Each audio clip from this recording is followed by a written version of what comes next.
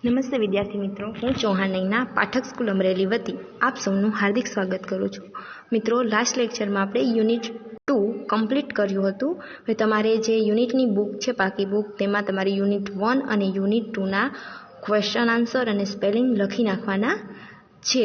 હવે આપણું જે ગ્રામરનું ચેપ્ટર છે એ આપણે આજે ચાલુ કરવા જઈ રહ્યા છીએ. પહેલા ચેપ્ટરમાં તમારે રિવિઝન છે, ત્યારબાદ છે તમારે સેકન્ડ ચેપ્ટર છે ધ સિમ્પલ પ્રેઝન્ટ ટેન્સ, એટલે સાદો વર્તમાન કાળ.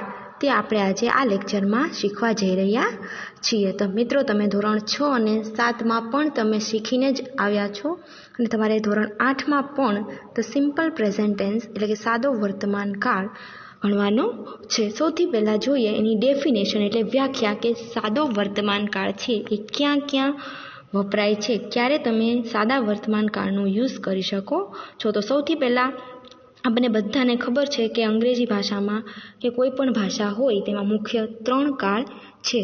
વર્તમાન કાળ એટલે પ્રેઝન્ટ ટેન્સ, પાસ્ટ ટેન્સ એટલે કે ભૂતકાળ, અને ફ્યુચર ટેન્સ એટલે કે ભવિષ્યકાળ. તો આ 3 ટેન્સ છે, એમાં આ 3 ટેન્સ છે અને પાછા 12 બીજા 4 પેટા પ્રકારોમાં વિભાજિત કરવામાં આવેલા છે. એમ કુલ 12 પ્રકાર પડે છે અંગ્રેજી ભાષામાં કાળના. તો સૌથી પહેલાં છે સિમ્પલ ટેન્સીસ. એની અંદર સૌથી પહેલો ટેન્સ છે સિમ્પલ પ્રેઝન્ટ ટેન્સ, સાદો વર્તમાન કાળ. જોઈએ તેની ડેફિનેશન. રોજબરોજ થતી ક્રિયા, નિયમિત રીતે થતી ક્રિયા, સનાતન સત્ય કે વાક્યો, રૂઢિપ્રયોગો, કહેવતો અને ગણિત કે વિજ્ઞાનના નિયમો કે સૂત્રો દર્શાવવા માટે સાદા વર્તમાન કાળનો ઉપયોગ થાય છે. મિત્રો, સાદો વર્તમાન કાળ ક્યાં યુઝ કરવામાં આવે છે? કે રોજબરોજ બનતી ઘટનાની જે જો તમને ઉદાહરણ આપેલા છે તેના દ્વારા તમને વધારે ક્લિયર થશે. રોજબરોજ બનતી ક્રિયા કે નિયમિત રીતે થતી ક્રિયા. મિત્રો, અમુક ઘટનાઓ છે કે જે રોજબરોજ થતી હોય અથવા તો નિયમિત રિપીટ થતી હોય અથવા અમુક સમયાંતરે રિપીટ થતી હોય. ધારો કે રોજ રિપીટ થતી હોય, 2 દિવસે રિપીટ થતી હોય, અમુક મહિને, અમુક વર્ષે રિપીટ થતી હોય, તો તે દર્શાવવા માટે સાદા વર્તમાન કાળનો ઉપયોગ થાય છે. પહેલું એક્ઝામ્પલ છે I go to school every day, કે હું દરરોજ શાળાએ જાઉં છું. તો આ ઘટના કેવી છે?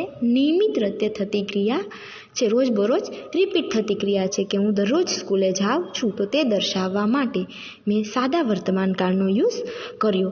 ત્યાર પછી છે સનાતન સત્ય કે વાક્યો.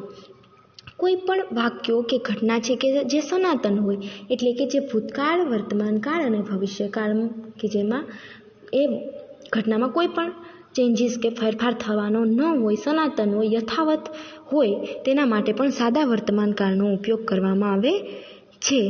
ધારો કે the sun rises in the East, કે સૂર્ય છે એ પૂર્વમાં ઉગે છે. The sun rises in the East. તો આ ઘટના કેવી છે? સનાતન સત્ય છે. તો તે દર્શાવવા માટે મેં સાદા વર્તમાન કાળનો ઉપયોગ કર્યો.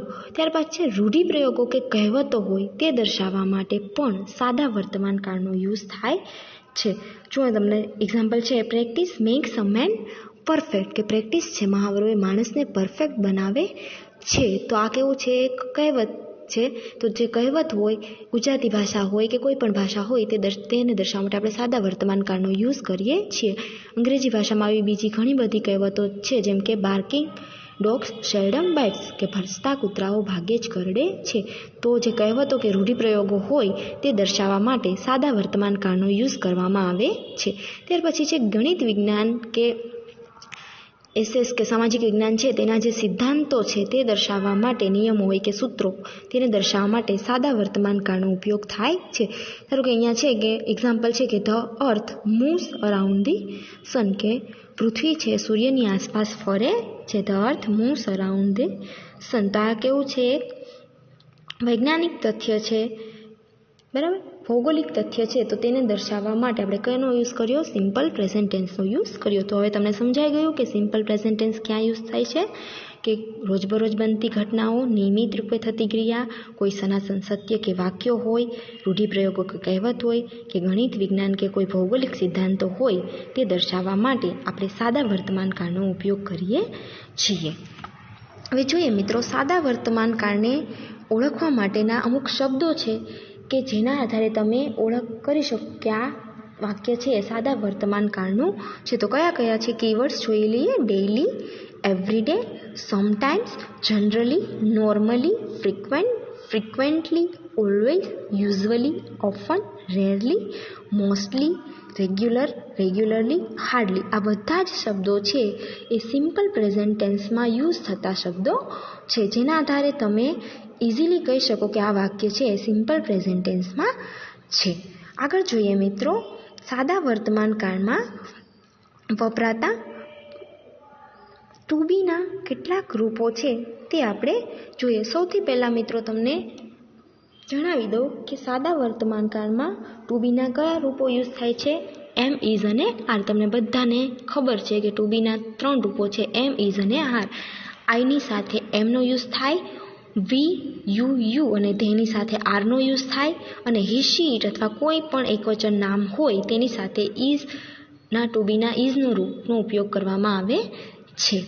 પણ જ્યારે સાદા વર્તમાન કાળમાં ટુ બીના એમ, ઇઝ, આરના રૂપનો ઉપયોગ કરો છો ત્યારે એ યાદ રાખવાનું છે કે ટુ બીના આ રૂપો છે એ સાદા વર્તમાન કાળમાં એઝ અ મેઇન વર્બ એટલે કે મુખ્ય ક્રિયાપદ તરીકે વાપરવામાં આવે છે. ત્યારબાદ છે સાદા વર્તમાન કાળમાં હેવ અને હેઝનો પણ ઉપયોગ કરવામાં આવે છે. સહાયકારક ક્રિયાપદો છે હેવ અને હેઝ, એનો પણ યુઝ કરવામાં આવે છે. તમને ખબર છે હેવ, આઈની સાથે હેવ, વી, યુ અને ધેની સાથે હેવનો યુઝ કરવામાં આવે છે. હી, શી, ઇટ અથવા કોઈ પણ એકવચન નામ હોય તો તેની સાથે હેઝનો યુઝ કરવામાં આવે છે. અહીંયા પણ એક ખાસ યાદ રાખવાનું છે કે હેવ અને હેઝ જ્યારે સાદા વર્તમાન કાળમાં વપરાય છે ત્યારે હેવ અને હેઝનો પણ ટુ બીના રૂપની જેમ એઝ અ મેઇન વર્બ એટલે કે મુખ્ય ક્રિયાપદ તરીકે ઉપયોગ કરવામાં આવે છે. ત્યાર પછી છે ડુ અને ડઝ. સાદા વર્તમાન કાળમાં ઓક્ઝ્યુલરી વર્બ ડુ અને ડઝ પણ વપરાય છે, પણ ડુ અને ડઝનો 2 રીતે ઉપયોગ કરવામાં આવે છે. ડુ અને ડઝ છે સાદા વર્તમાન કાળમાં 2 રીતે વપરાય છે. પહેલું તો ડુ અને ડઝ છે સાદા વર્તમાન કાળમાં એઝ અ મેઇન વર્બ મુખ્ય ક્રિયાપદ તરીકે વાપરવામાં આવે છે, અને બીજું છે સાદા વર્તમાન કાળની નેગેટિવ એટલે કે નકાર વાક્ય રચના હોય અથવા તો ઇન્ટ્રોગેટિવ પ્રશ્નાર્થ વાક્ય રચના હશે તેમાં ડુ અને ડઝ છે એનો ઓક્ઝ્યુલરી વર્બ એટલે કે સહાયકારક ક્રિયાપદ તરીકે ઉપયોગ કરવાનો રહેશે. હવે આઈની સાથે આપણે ડુનો યુઝ કરીશું, યુ, વી અને તેની સાથે પણ ડુનો યુઝ કરીશું. હી, શી, ઇટ અથવા કોઈ પણ એકવચન નામ હોય તેની સાથે ડઝનો યુઝ કરવામાં આવે છે. અહીંયા એક્ઝામ્પલ આપેલા છે તેના પરથી તમને વધારે ક્લિયર થશે. પેલું છે આઈ એમ અ ટીચર, કે હું ટીચર છું. તો અહીંયા જુઓ એમ છે એ ટુ બીનું રૂપ છે, આઈ છે એટલે એની સાથે ટુ બીના કયા રૂપનો યુઝ કર્યો? એમ. તો હવે એમ છે અહીંયા મેઇન વર્બ એટલે કે મુખ્ય ક્રિયાપદ તરીકે વાપરવામાં આવેલું છે, આઈ એમ અ ટીચર. ત્યારબાદ સેકન્ડ છે સી હેઝ 2 પેન્સ, કે તેની પાસે 2 પેન છે. તો અહીંયા શી છે એટલે હેઝનો યુઝ કરવામાં આવેલો છે. તો અહીંયા હેઝ છે એ પણ મેં તમને કીધું હતું કે સાદા વર્તમાન કાળમાં હેવ અને હેઝ કેવી રીતે વપરાય છે? મુખ્ય ક્રિયાપદ મેઇન વર્બ તરીકે વાપરવામાં આવે છે. તો અહીંયા સી હેઝ 2 પેન્સ, તેની પાસે 2 પેન છે. તો હેઝ છે એ મેઇન વર્બ તરીકે વાપરવામાં આવેલું છે. ત્રીજું છે we do our homework regularly, કે અમે અમારું હોમવર્ક છે રેગ્યુલરલી કરીએ છીએ. તો ડુ છે મેં તમને કીધું હતું ડુ અને ડઝ 2 રીતે યુઝ થાય છે, મેઇન વર્બ તરીકે અને બીજું નેગેટિવ અને ઇન્ટ્રોગેટિવ વાક્ય રચનામાં સહાયકારક ક્રિયાપદ તરીકે. તો આ છે we do our homework regularly. તો અહીંયા ડુ છે એ એઝ અ મેઇન વર્બ મુખ્ય ક્રિયાપદ તરીકે ડુનો યુઝ કરવામાં આવેલો છે. તો આટલું સમજાઈ ગયું.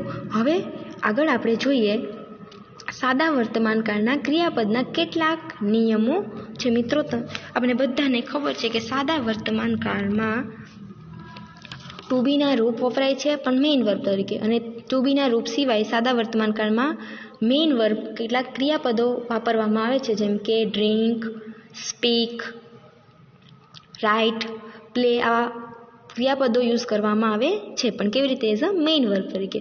હવે આપણને બધાને ખબર છે કે સાદા વર્તમાન કાળમાં જ્યારે આ ક્રિયાપદ મૂકવામાં આવે છે ત્યારે ક્રિયાપદનું મૂળ રૂપ અથવા તો ક્રિયાપદનું એસ કે ઈએસ વાળું રૂપ મૂકવામાં આવે છે. કોની સાથે? કર્તાની સાથે ક્રિયાપદનું મૂળ રૂપ અથવા તો ક્રિયાપદનું એસ કે ઈએસ વાળું રૂપ સાદા વર્તમાન કાળમાં મૂકવામાં આવે છે. તો હવે ક્રિયાપદને એસ ક્યારે લાગે અને ઈએસ ક્યારે લાગે એ આપણે સૌથી પહેલાં જાણી લઈએ. તો સૌથી પહેલો નિયમ છે કે દરેક વાક્યમાં ક્રિયાપદનું મૂળ રૂપ વપરાય છે.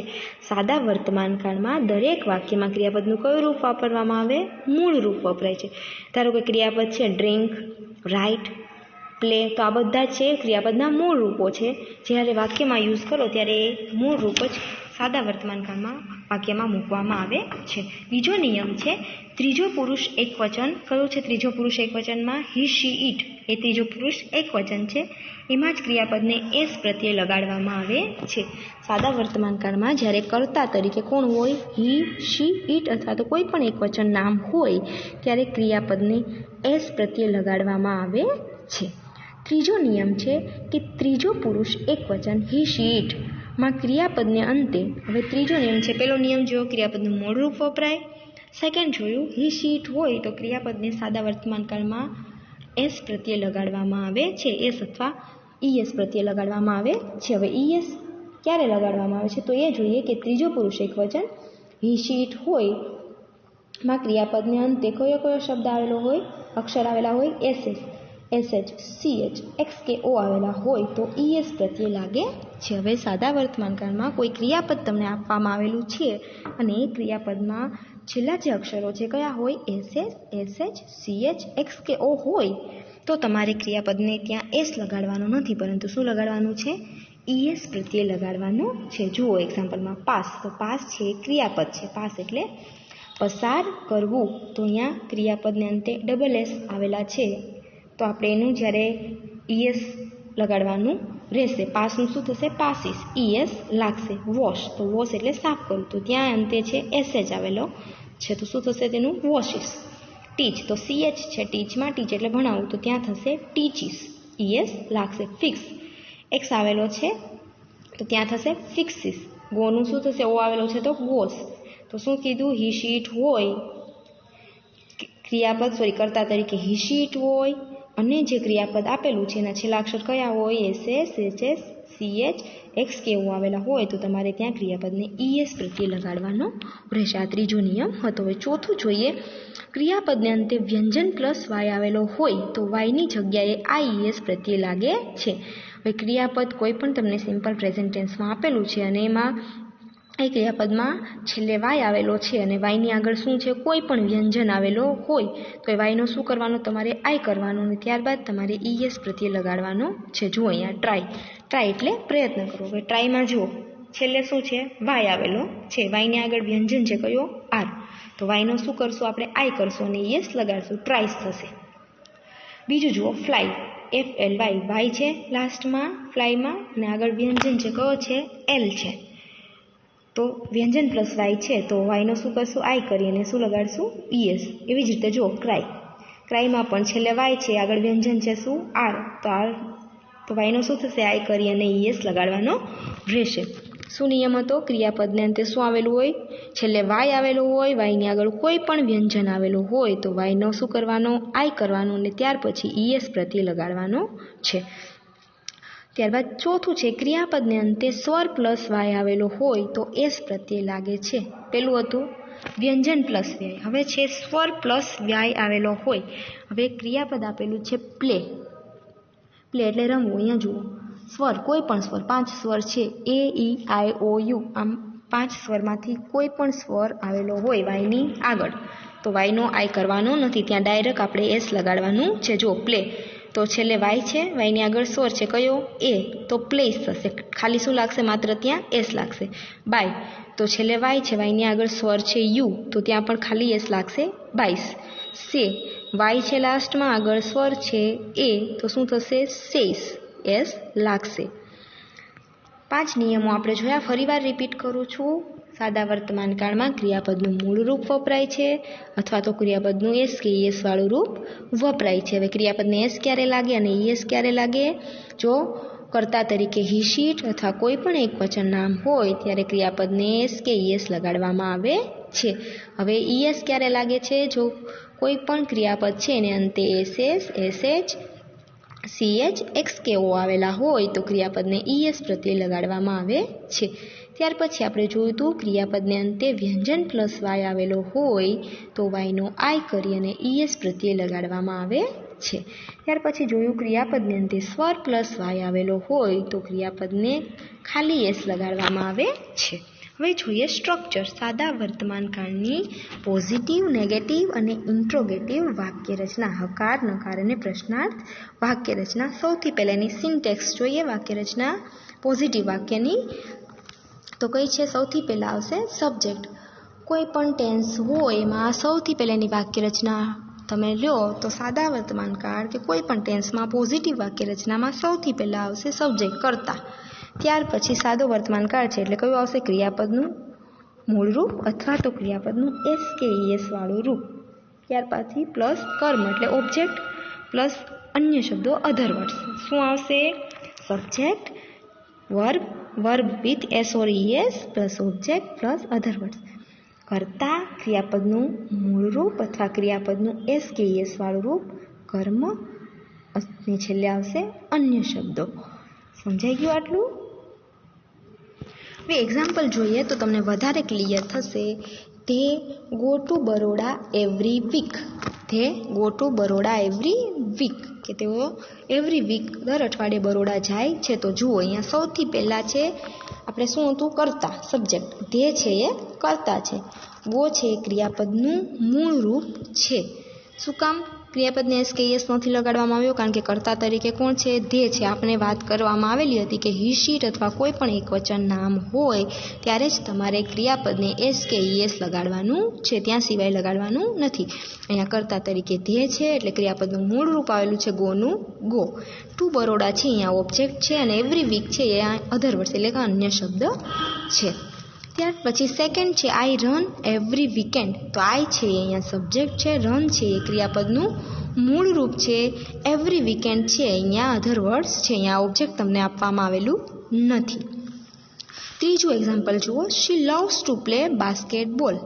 શી તો શી છે અહીંયા ત્રીજો પુરુષ એક વચન છે. કર્તા તરીકે કોણ છે? શી. ત્રીજો પુરુષ એક વચન. તમને કીધું હતું ત્રીજો પુરુષ એક વચન હી શીટ હોય ત્યારે ક્રિયાપદને શું લાગશે? SKES લગાડવાનું છે. તો અહીંયા લવ્સ છે ક્રિયાપદને, લવ છે ક્રિયાપદ, મૂળ ક્રિયાપદ છે લવ, એને શું લગાડવામાં આવેલું છે? એસ. શું કામ? કર્તા તરીકે કોણ છે? શી છે એટલે હી શીટ હોય અથવા કોઈ પણ નામ હોય ત્યારે ક્રિયાપદને SKES લાગે છે. શી સબ્જેક્ટ છે, લવ્સ છે એ ક્રિયાપદ છે, ટુ પ્લે છે એ અહીંયા બીજું ક્રિયાપદ છે અને બાસ્કેટબોલ છે એ તમને અહીંયા કર્મ તરીકે આપવામાં આવેલું છે. ચોથું છે we play tennis every morning. We છે અહીંયા સબ્જેક્ટ તરીકે છે અને પ્લે છે એ ક્રિયાપદનું મૂળ રૂપ છે. શું કામ મૂળ રૂપ? વી સાથે ક્રિયાપદનું મૂળ રૂપ વપરાય છે. ટેનિસ છે અહીંયા ઓબ્જેક્ટ તરીકે છે અને એવરી મોર્નિંગ શું છે? અહીંયા અધર વર્ડ્સ અન્ય શબ્દો છે. તો આ હતી સિમ્પલ પ્રેઝન્ટ ટેન્સની પોઝિટિવ એટલે કે હકાર વાક્ય રચના. ફરીવાર કહું છું, સૌથી પહેલાં શું આવશે? સબ્જેક્ટ આવશે, ત્યારબાદ ક્રિયાપદનું મૂળ રૂપ અથવા ક્રિયાપદનું SKES વાળું રૂપ આવશે અને સબ્જેક્ટના આધારે તમારે મૂકવાનું છે ક્રિયાપદનું મૂળ રૂપ અથવા ક્રિયાપદનું SKES વાળું રૂપ મૂકવાનું છે. હી શીટ હોય ત્યારે જ ક્રિયાપદનું SKES વાળું રૂપ મૂકવાનું છે. ત્યારબાદ આવશે ઓબ્જેક્ટ એટલે કર્મ અને છેલ્લે આવશે અધર વર્ડ્સ એટલે કે અન્ય શબ્દો. હવે જોઈએ નેગેટિવ સેન્ટેન્સ નકાર વાક્ય રચના સિમ્પલ પ્રેઝન્ટ ટેન્સની. તો સૌથી પહેલાં છે સબ્જેક્ટ. આમાં પણ શું આવશે? સૌથી પહેલાં સબ્જેક્ટ આવશે. હવે મેં તમને અગાઉ કીધું હતું કે ડુ અને ડસ છે સિમ્પલ પ્રેઝન્ટ ટેન્સમાં બે રીતે વાપરવામાં આવે છે. એક તો મેઇન વર્બ તરીકે, મુખ્ય ક્રિયાપદ તરીકે, અને નેગેટિવ અને ઇન્ટ્રોગેટિવ વાક્ય રચના હોય એમાં આપણે ડુ અને ડઝનો ઓક્ઝિલરી એટલે કે સહાયકારક ક્રિયાપદ તરીકે ઉપયોગ કરવાનો છે. તો અહીંયા સબ્જેક્ટ સૌથી પહેલાં આવ્યું. હવે નેગેટિવ વાક્ય રચના છે એટલે ડુ અને ડસ છે એનો આપણે સહાયકારક ઓક્ઝિલરી વર્બ તરીકે યુઝ કરવાનો છે. તો સૌથી પછી શું મૂકશું? સબ્જેક્ટ પછી ડુ અને ડસ. નેગેટિવ વાક્ય રચના છે એટલે નોટ એડ કરવાનું રહેશે. ડુ અને ડસ પ્લસ નોટ. ત્યાર પછી શું આવશે? V1 ક્રિયાપદનું મૂળ રૂપ આવશે. આ ખાસ યાદ રાખવાનું છે. સાદા વર્તમાનકાળની જ્યારે નેગેટિવ વાક્ય રચના હોય અને ડુ અને ડઝનો યુઝ કરવો ત્યારે તેની સાથે ક્રિયાપદનું મૂળ રૂપ જ વપરાય છે. ત્યાર પછી આવશે ઓબ્જેક્ટ કર્મ અને છેલ્લે આવશે અધર વર્ડ્સ. ફરીવાર બોલું છું, સૌથી પહેલાં સબ્જેક્ટ કર્તા આવશે, ત્યારબાદ ડુ અને અથવા તો ડઝ આવશે, પછી નોટ આવશે નેગેટિવ વાક્ય રચનાની વાત થાય ત્યારે, પછી આવશે ક્રિયાપદનું મૂળ રૂપ, છેલ્લે ત્યાર પછી કર્મ આવશે અને આવશે અન્ય શબ્દો. વાક્ય રચના વાક્ય જોઈએ એટલે એક્ઝામ્પલ પરથી વધારે ક્લિયર થશે. They do not go to Baroda every week. આ કેવું વાક્ય છે? નકાર વાક્ય છે. શું કામ? નોટ આવ્યું એટલા માટે. ધ્યેય શું છે? અહીંયા સબ્જેક્ટ છે. હવે તમે નેગેટિવ વાક્ય રચના છે એટલે શું યુઝ થશે? ડુ. મેં તમને એડવાન્સમાં અગાઉ જ તમને મેં કીધું હતું કે આઈ, વી, યુ અને ધ્યેય જ્યારે સબ્જેક્ટ કર્તા તરીકે હોય. કયા? આઈ, વી, યુ અને ધ્યેય જ્યારે સબ્જેક્ટ કર્તા તરીકે વાક્યમાં ઉપયોગ થાય ત્યારે ક્રિયાપદનું કયું આવશે? એની સાથે ડુ નો યુઝ કરવામાં આવે છે. અહીંયા ધ્યેય છે સબ્જેક્ટ તરીકે કર્તા તરીકે એટલે ત્યાં ડુ મૂક્યું. નેગેટિવ વાક્ય રચના છે એટલે નોટ આવશે. તે ડુ નોટ. ગો શું છે? ક્રિયાપદનું મૂળ રૂપ. ટુ બરોડા છે એ કર્મ છે અને એવરી વીક શું છે? અહીંયા અન્ય શબ્દો છે. ત્યાર પછી છે I do not like ice cream. I do not like ice cream. તો અહીંયા આઈ છે એ સબ્જેક્ટ છે. આઈ છે એટલે ત્યાં ડુનો યુઝ થયો. ડુ છે એ સહાયકારક ક્રિયાપદ છે. નોટ નેગેટિવ વાક્ય રચના છે એટલે નોટનો યુઝ કર્યો. લાઇક છે એ ક્રિયાપદનું મૂળરૂપ છે. આઈસ્ક્રીમ છે અહીંયા ઓબ્જેક્ટ કર્મ છે. ત્રીજું છે she does not loves to play basketball. She. હવે અહીંયા કર્તા તરીકે કોણ આવી ગયું? શી છે. ત્રીજો પુરુષ એકવચન. હવે હી, શી, ઇટ અથવા તો કોઈ પણ એકવચન નામ હોય તો તેની સાથે ડઝનો યુઝ કરવામાં આવે છે. મેં તમને કીધું હતું હી, શીટ અથવા કોઈ પણ એકવચન નામની સાથે શેનો યુઝ થશે? ડઝનો. તો શી છે સબ્જેક્ટ તરીકે એટલે ત્યાં કયું આવ્યું? ડઝનો યુઝ કરવામાં આવ્યો. નેગેટિવ વાક્ય રચના છે એટલે નોટ મૂકાણું. લવ્સ છે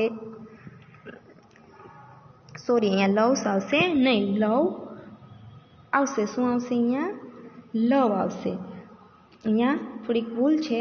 લવ્સ નહીં આવે, લવ આવશે. મૂળ રૂપ આવશે ક્રિયાપદનું ટુ પ્લે. તો ટુ પ્લે શું છે? બીજું ક્રિયાપદ છે. બાસ્કેટબોલ એ ઓબ્જેક્ટ તરીકે છે. હવે અહીંયા વાક્યમાં થોડીક ભૂલ છે. લવ્સ છે એની જગ્યાએ તમારે ઈ છે એસ છે કાઢી નાખવાનો છે. ક્રિયાપદનું મૂળ રૂપ આવશે. She does not love to play basketball. શું કામ લવ્સ નહીં આવે? મેં ડઝનો યુઝ કર્યો છે એટલે ત્યાં ક્રિયાપદનું મૂળ રૂપ આવશે. લવ આવશે. લવ્સ આવશે નહીં. થોડીક લખવામાં ભૂલ થઈ ગઈ છે એટલે તમે એસ છે એ ત્યાંથી કાઢી દેજો. લવ કરી નાખજો. She does not love to play basketball. ચોથું છે we do not play tennis every morning.